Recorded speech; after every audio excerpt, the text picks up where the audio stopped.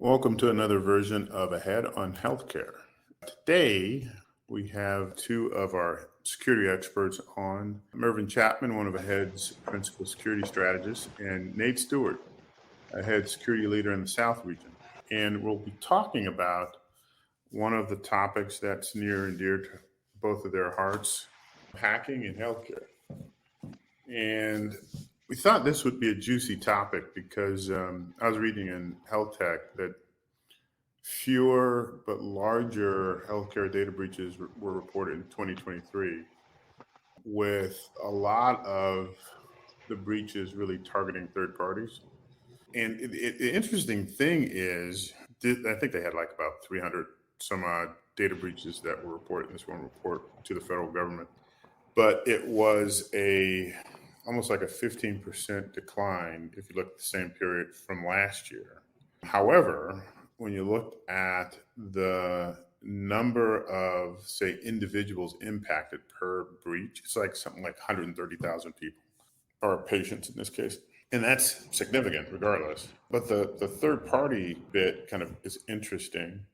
And we wanted to talk about that a little bit. But it seems like that third party business associate is on the rise. And kind of recent, I guess, data that I looked at, these are being more and more kind of responsible for the breaches that we're seeing. But yet in all, I think there are a lot of topics I think that'll be kind of juicy to talk about with both Nate and Mervyn. So let's jump in. I think that decrease I talked about is good, guys, but what's happening from your perspective in healthcare? And is cyber still an issue that is significant facing healthcare today? I would be interested in looking at the numbers to see, because I immediately thought of one of two things. Hospitals continue to consolidate. So as the bigger players out there gobble up smaller players, then the incidents themselves are going to drop in quantity just because they're aiming at one big target. But I think the thing that made me think that might be what's happening is that the number of users impacted has gone up. So instead of hitting an individual hospital, now you're hitting a network. So I think it's one of those statistics that can make you feel good about what's happening, or can sometimes kind of be an indicator of what's happening in the market.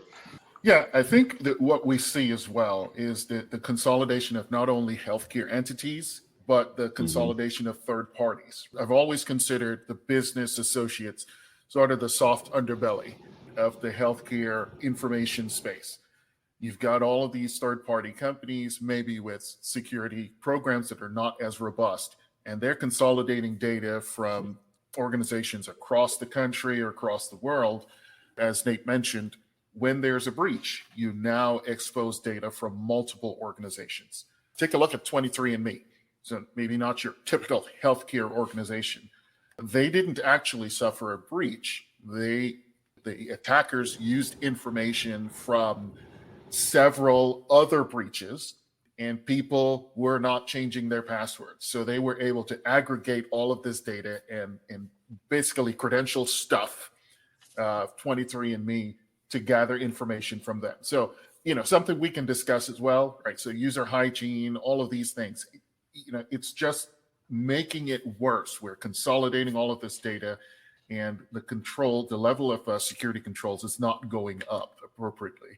So it's leaving all of this information up for grabs, so to speak. Do you guys also think and see that given, COVID caused a lot of things to happen, from kind of exploding telemedicine to making consumers feel comfortable going elsewhere for kind of their healthcare almost.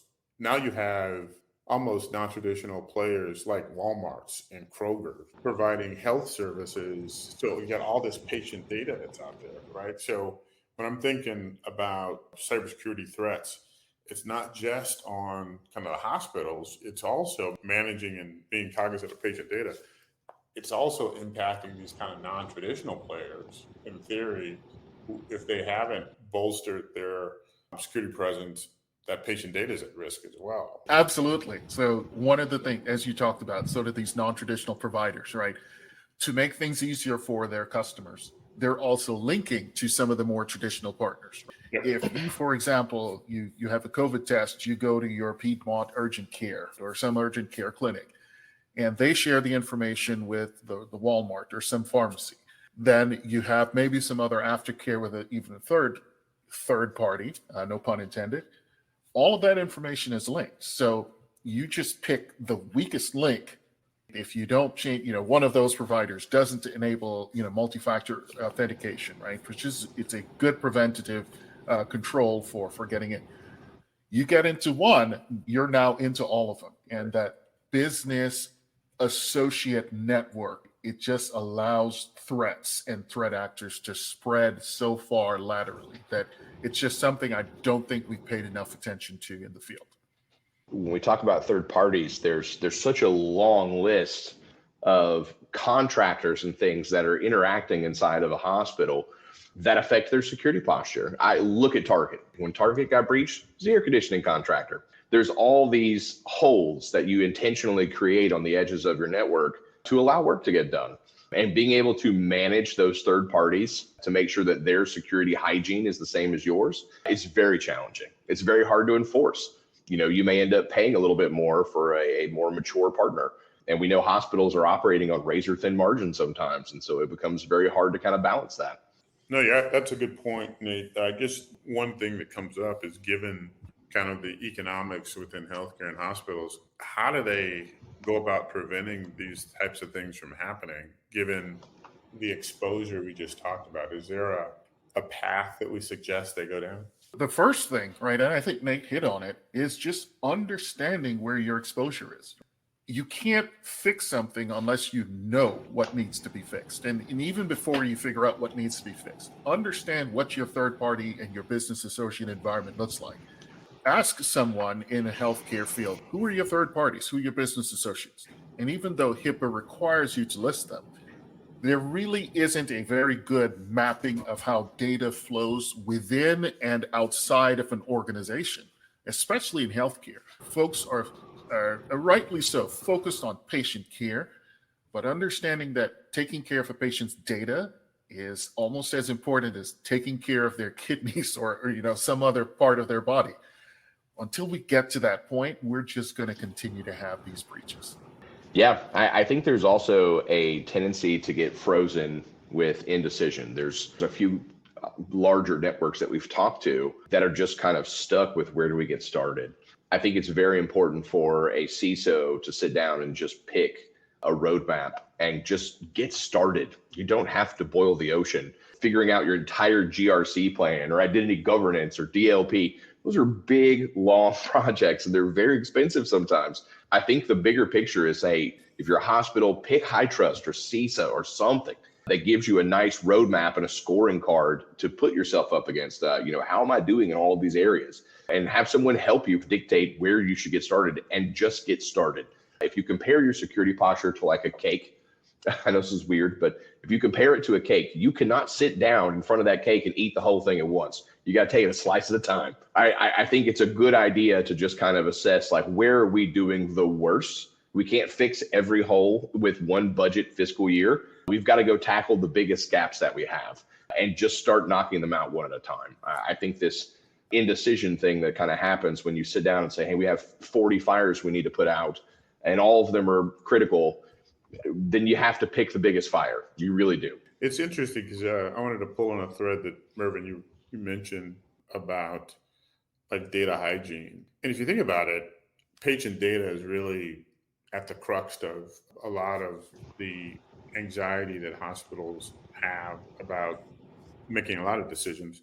So you would think that thinking about healthcare, a good data hygiene program would be almost table stakes. If you have that, then some of the other issues as it relates to security and some of the other things, regulatory and compliance wise, they all kind of fall into place. But is that what you guys are seeing, that there's just kind of a lack of that kind of good data hygiene that leads to kind of serving as a foundation for the security kind of foundational things that need to be in place? Yeah, and it's I think you're right.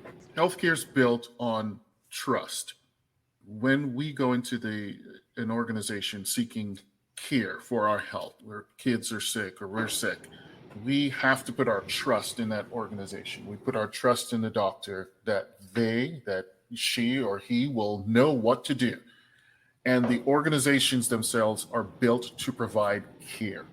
For care to be provided, data needs to be shared with various parts of the organization and with the third parties that are charged with providing services to support that care. That trust has been violated by these third parties, by hackers, if we're going to use that term. We need to understand that people are going after this data. Once that data has been monetized, so we have to be able to understand, who do we want to share this data with, who are we actually sharing with, and how does that change over time? It's not a problem that we're going to fix overnight, but you have to start somewhere. That data hygiene, understanding what you're sharing, how it's being shared, is it being encrypted? All of those questions. There's a list of questions that we can go through to help you understand how that data is being shared and what the risks are to that data. But it's an exercise that you have to go through. And a lot of healthcare institutions just simply haven't wrapped their minds around fully completing that exercise to understand where data flows and how it moves. I guess on the heels of that, one question I have around ransomware, is that still, from a healthcare perspective, still a big deal? What are you guys seeing in terms of the impacts of ransomware from a hospital/healthcare perspective? We are seeing a huge amount of ransomware attacks. And frankly, it's just because it's the most profitable thing you can do in cyber hacking. Locking someone down and saying, hey, you owe me X amount of Bitcoin in order to unlock this is the biggest way that a criminal can make money in 2023. We just watched MGM and Caesars just get hit by this, and that's Las Vegas. That's where the money's at, just to be frank. These businesses, organizations run on data, right? And when that data is not available, you can't make money. So it's a way to remove, right? If I was to physically hold somebody for ransom, right, it involves some level of risk to my person, right? I have to find a place to keep Nate locked away and then ask for ransom. But with data, I can do that from across the world. Hands off. We know this, right? We've seen this happen over the last several years. But wherever there is data, and in an industry that is increasingly reliant upon data, such as healthcare, it's going to continue to be a target for ransomware actors. Do you guys think education alone can stop the things that are happening from a cyber perspective? And I say that just because it seems like some of the bad actors with the likes of phishing and stuff like that, is that kind of, from your perspective, if we educated more, it would kind of, it's the last mile type of thing? In short, no. I agree. I hate to be the pessimistic one, but our entire industry is centered around the fact that everyone is going to click on everything all the time.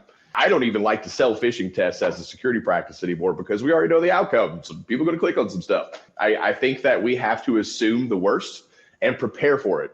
We're going to buy Proofpoint or Mimecast or any of the other products to kind of help protect our email. We're going to go buy Okta or Azure AD or SailPoint to try and protect the identity. We're spending all of those things because we know people are going to click on things. And that to me is, the best you can do to kind of try to prevent that shotgun blast into your workforce. Because that's what it is. If people are shooting out emails into our entire US economy just to see who clicks. And once I'm in. What have we as an organization done to A, detect that there's been somebody let loose into our environment, and B, how do we remediate that and make sure that we can plug the hole? There's not going to be one answer for everything. Education will certainly help. I'll always be a proponent of education. Right? Yes. But something will always go wrong, right? There's always somebody who decides, I'm not going to follow this. I'm going to take my password to the bottom of my machine. I'm going to do this. I'm going to circumvent this control. And as mentioned before, healthcare is often based on speed and trust. We want information to flow, except when we don't want it to, right? So it's up to us to design these systems, right? You'll hear a term, and we can talk about the term zero trust, right? Assuming bad intent, assuming a misled actor or a malicious actor within your enterprise. We can talk about those things. At some point, we have to realize it's more than education. We have to assume something bad is going to happen, as Nate mentioned, and then build the controls to be able to detect it and to mitigate it on the fly. So it's going to take a very big change in the way that we think around deploying, designing, and deploying these security controls. No, that's interesting. I want to come back to zero trust in a minute. I wanted to get your guys' thoughts on the cloud, because you think about healthcare, all other industries, they've kind of embraced the cloud. There's some obviously industries that have moved quicker. Healthcare probably a little slower, folks, for some obvious reason. But when you look at the cloud, right, there's obvious benefits in terms of reduced costs, and for healthcare, increased accessibility from a patient data perspective. You can leverage economies of scale even for some of the security aspects within cloud service providers. You can almost start to legitimize a better patient experience because of accessibility. Enable things like AI, and and you think about things like telemedicine, right? You can completely enhance your presence using the cloud there. But obviously, there are also some downsides, things like lack of expertise. And then one of the things we talked about, which is kind of a double-edged sword, access to data sharing or patient data. Yeah. So, what do you guys think about the cloud and kind of the cyber implications for using the cloud? I think that from a cloud perspective, you're correct. I think healthcare has been slow to adopt cloud compared to the rest of the economy, but as it should be. I think that in the beginning stages of cloud, and we're talking maybe like we're moving workloads into the cloud compared to keeping them on-prem, startups and people who lack that capital to be able to just go all out and put money into buying infrastructure, the cloud was a godsend. You're able to kind of operationalize that half of your business. But I think what happens is while all of that's happening, the community as a whole is learning how to behave in the cloud. We're learning that you can't treat Azure and AWS and GCP like you would a VMware, right? It's a whole different ballgame. And we have to wait for the IT community and the security community to learn the mechanics of how all of those platforms work. How do we offer a work from home employee access to hospital resources that are housed in the cloud? I think that we've given it enough time to where we've had people that are learning how to operate in the cloud, and I think we've had enough time for tools to catch up. And I think now what we're seeing is almost in some ways hospitals being forced out into the cloud as well, as ERM solutions are starting to become very cloud-based or at least hosted.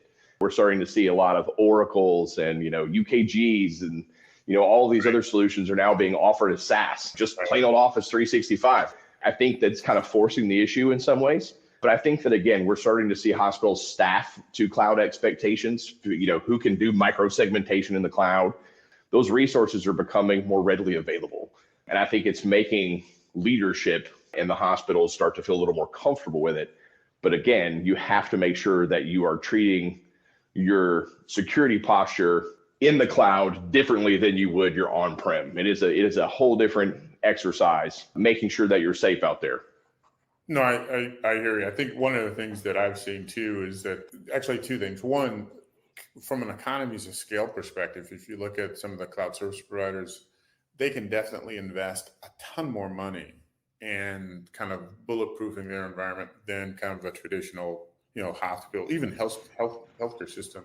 So statistically, if you look at the information from the Amazons and Googles with breaches and the likes, it's like extremely well managed, and there aren't as many as you would think, so it's completely secure. However, my perspective at least is that it's a two-edged sword, meaning you can't just say it's all on the cloud service provider. There has to be good hygiene from a security perspective on the other side as well. The protections you have in place technically, to education, to methods and processes, you can't just say, oh, it's their fault. It kind of has to be peanut buttered across to ensure that a better solution is in place. I would say that the onus is more on the customer than it is on the provider. The reality is this. I'll give you a good real world example.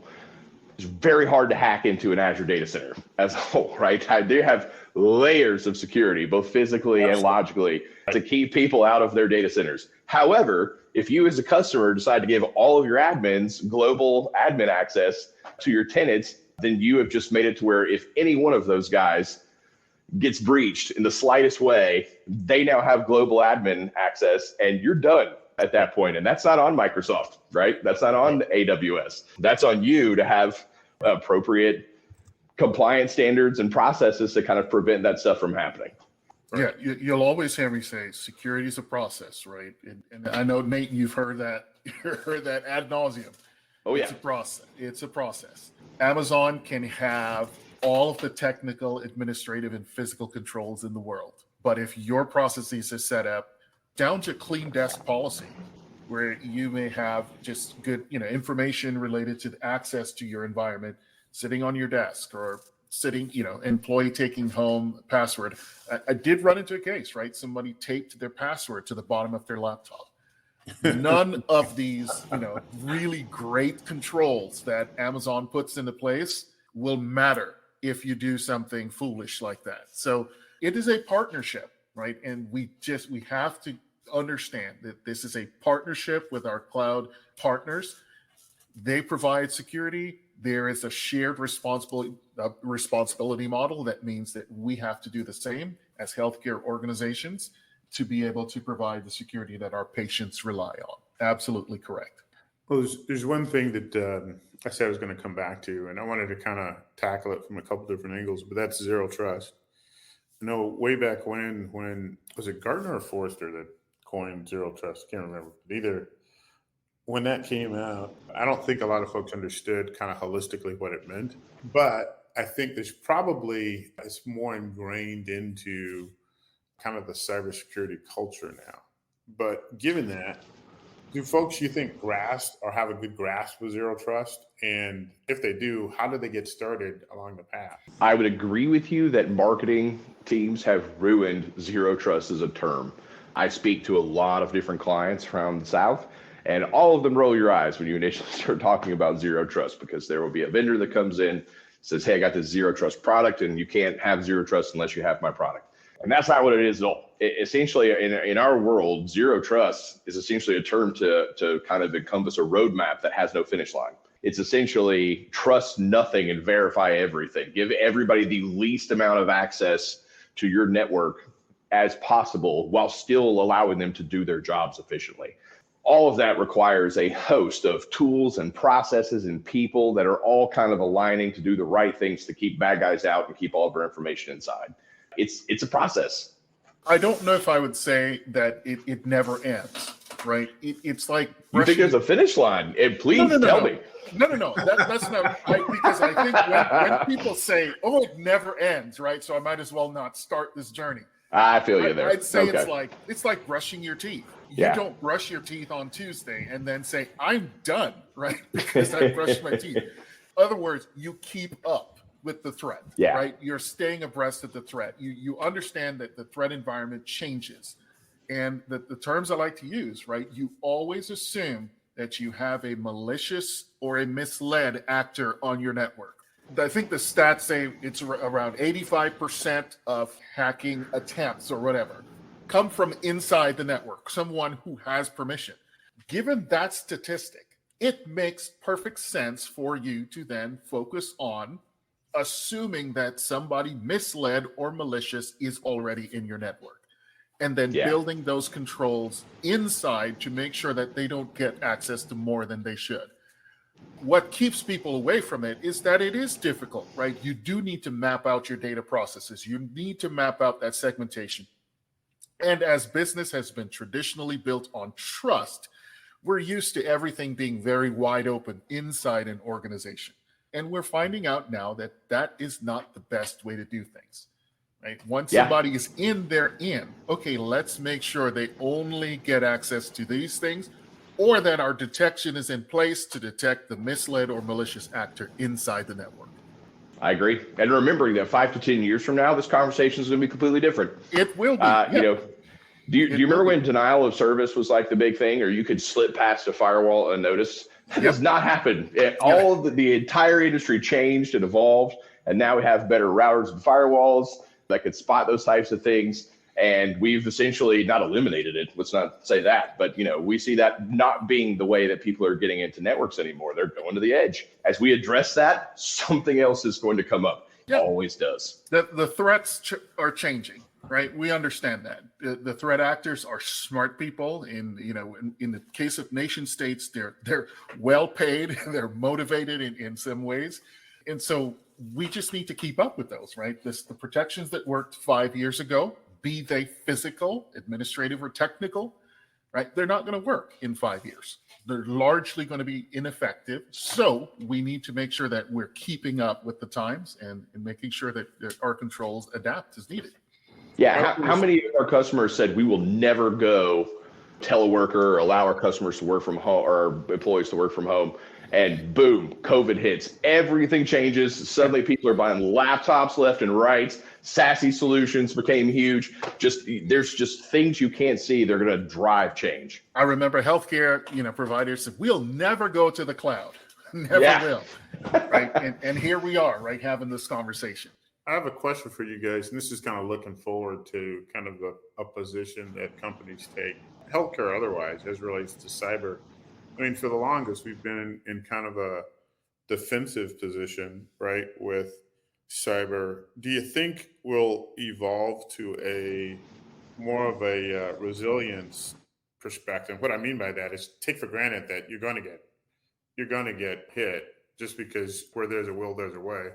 So it's more about capacity and resiliency and less about protection in kind of the next kind of wave of how folks think about kind of the next evolution of something like a zero trust. Do you think that's where we're going, or do you think it's more hardening so nothing can kind of penetrate the fortress?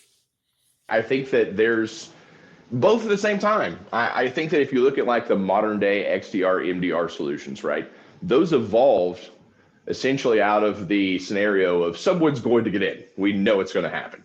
But we all used to see that number all the time that said, hey, bad actors can sit in our network for like 200 plus days without getting noticed. They just laterally move around, trying to elevate their privileges, send out those little probing emails to people to see if they can move their way up the ladder, and they never get caught. And now we have these MDR and XDR solutions that are almost like tripwires that you just lay across your network so that if somebody steps on one, it sets off an alarm. Those things are evolving out of necessity, and they're doing a pretty good job. The problem is that budgets are still finite. You can't go into some of these places and say, hey, we can address this problem and it's going to cost you $5 million and, here you go. That's just not how anything works. So it's just kind of making sure that our clients are able to adopt some of those things without breaking the bank. How do we prioritize, to your point, hardening the outside so that we don't let people in, and then assuming once they're in that we have cyber vaulting solutions and, XDR, MDR solutions that are there to kind of protect us under the assumption that someone's getting in, no matter what you do. I think as the business models lead, security is going to follow. Like, what does that mean? I remember, as I said before, healthcare entities saying, we'll never use the cloud. And now they are. People are moving to these, EHR, EMR systems on the cloud and other sort of service providing entities on the cloud. And security programs are moving to catch up. As we go forward, as Nate says, we're going to have to focus on both that resilience and the hardening of the infrastructure. But it's going to necessitate some changes in business model. If those changes are not acceptable, we're still going to have some of these problems. We want to be able to move with speed. We want to be able to share data between healthcare institutions. Our security programs are going to have to change, and they're going to have to adapt. And what resilience means is going to have to change. If I'm seeing two healthcare providers, and I'm picking, Piedmont and Wellstar, for example, and the two don't want to share with each other, customers are going to complain. And so maybe then those sites start sharing, or those entities start sharing data through a third party. If that third party gets breached, then they get access to both. So understanding how the landscape is changing is going to change our definition of hardening. Do we harden one or the other? Do we harden both? Are we going to need to work on some sort of joint security agreements between the two? Right now, companies are reluctant to share information about their security programs. Will that change? Will the legal landscape change? I think it's an interesting topic to study for years to come on how the healthcare security environment will change. based on our changing business models, based on, how the economy changes, how healthcare entities do business, it's going to be an interesting conversation for years to come. I'll give you a funny fun fact before we move on. I thought this was, don't ever discount the old stuff getting dusted off and reused either. I have some friends that work for IBM, and they had their largest year ever in LTO tapes. The biggest consumer is healthcare, because you can buy all the air gap solutions you want. Physical media going into a bank vault somewhere is still the most secure medium out there. I guess last question for you guys. We talked about a lot of good stuff and kind of some aspects of how things are evolving. How do we at AHEAD help clients navigate all this, especially in healthcare? Is there things that we do to kind of get folks started? If someone's interested in zero trust or in bolstering their position, how do we kind of work Sure. to get things started? I think it's a couple of different things. For one, I think if I'm a CISO and I'm sitting in that chair and I get the amount of emails, and I ask this question routinely, how many emails are you getting from vendors every day? And the average answer is over 100. So being able to navigate through all of those products alone is a nightmare. I think one of the things that we do really well here is that we kind of eliminate the noise. We have picked CISA and NIST 800-207. We have picked a lane for us as a practice, and we essentially try to build out solutions based on that structure. And it eliminates a lot of ambiguity. It eliminates a lot of, we can go this direction or that direction. We have a plan. And I think that, to me, has been a huge differentiator with the people that we've talked to. I think the other piece is, hey, we get hit up by vendors as well. Come sell our product, tell everybody how great our product is. And we don't. We go with key partners, strategic partners that we know have a proven track record of success, and that's who we lead with. If we find a problem that needs a tool to address it, we know who we're going to go with because we know that they do a good job. And I think that building that relationship with some of our healthcare clients and saying, hey, I vouch for this logo, that this is someone that we know can address your problem, goes a long way. It keeps the whole dog and pony show from 1,000 different vendors off the calendars of some of our biggest CISOs. I think that's one area. Mervyn, I'd love to hear from you as well. So one of the things that attracted me to AHEAD was the focus on understanding and stating the problem, not simply just studying and admiring, right, and addressing the problem, but sitting down, let's take all the vendors off the table. What do you need your security program to do? What are the risks? And we find that there are many CISOs and security directors who don't really understand it. HIPAA is a little bit vague in terms of how it addresses these things. It uses the words reasonable and appropriate, I believe, 7 times. What does that mean for your program? What does that mean for you? What is it that your program needs to accomplish? Who are the stakeholders? What do you need to show? Once you take away all of the vendors and sit down and figure that out, then you can come back in and sit down with someone like Nate and figure out, what are the vendors I need? What are the service providers I need to make this vision true? That step, instead of just going to, the nice, bright, shiny thing and always running after the next tool, that step is going to save you so much time and effort and overall just money. Figure out what your program needs to do, then align with the partners that can help you achieve that vision, right? And then send to spam everyone else who doesn't. Yeah. It just makes it so much easier. Then you can explain, you can sit down and in 3 minutes explain what your security program is doing. It doesn't need to be complicated. There's going to be a complicated layer underneath, but at the very top, be able to explain what's going on. That is where AHEAD excels. We don't lead with tools. We talk about processes. We talk about the things that make the program run, understand the why, and then we can go figure out the what and the how much and all of the other pieces. I really, really love our approach to helping folks solve these type of security problems. And I know I'm going to be biased, of course, but the people that we have in the chairs here are amazing. We have a lot of people who are coming from the customer side. Mervyn, I think you as well. You were a CISO at an organization, and Nina over at our GRC practice was an ex-CISO.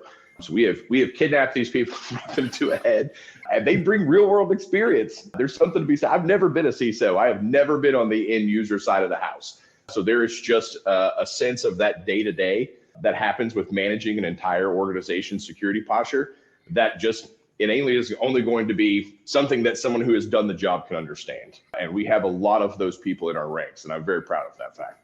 CISO stands for career is suddenly over in some circles. We understand the pressure that goes with the job. We understand the pressure that comes with vendors, wanting to sell, as you said, sort of bringing the term zero trust this, right? We can do this for you. Finding that many people who sit in the chair sometimes don't really understand what the program needs to do, right? I know I'm restating it. That step, that preparation is going to be very, very key for having a well-designed program. Well, it sounds like we can provide a lot of great assistance with both process, technology, and the experienced staff. Absolutely. I'll end with a quote from Muhammad Ali. Even the greatest was once a beginner. Don't be afraid to take that first step. I love that. We also quote Tyson a lot that says everyone has a plan until they get punched in the mouth. There's a lot of good boxers. There's a lot of good boxer quotes that fit into cybersecurity, as it turns out. Well, thank you, Nate. Thank you, Mervyn. Great conversation. We'll probably have you guys back, maybe to talk about it, some other security topics. But for all our listeners, stay tuned for the next version of Ahead on Healthcare. Thanks for having us, man. It was good. Thank you, Jay.